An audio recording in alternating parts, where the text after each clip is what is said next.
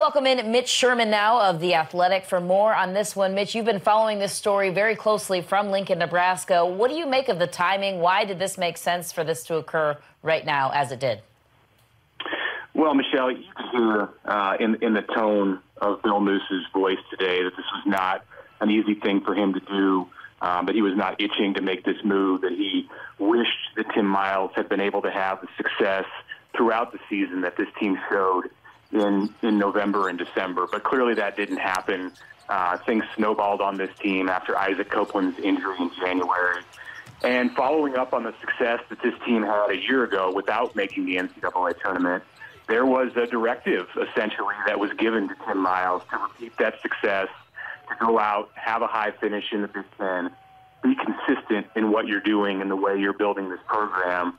And the team fell short in that area. So in that sense, it was laid out for Tim Miles what had to happen in 2018, 2019 for him to continue to be the coach of this program. And, you know, as disappointing as it is, I think, for everybody, including the administration, it was a move that was not surprising at all to see today.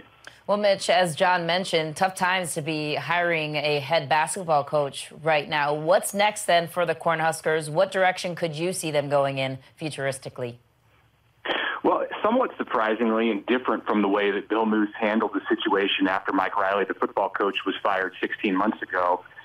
He was urging people essentially to tap the brakes on this situation. There's been a lot of speculation, as you've mentioned in the show, about Fred Hoiberg, the former Iowa State and Chicago Bulls coach, to come into Lincoln right away and make this thing a seamless transition, at least in terms of time. But what Bill Moose said today is he expects it to take 7 to 14 days. Would be surprised if it's anything less than 7 days.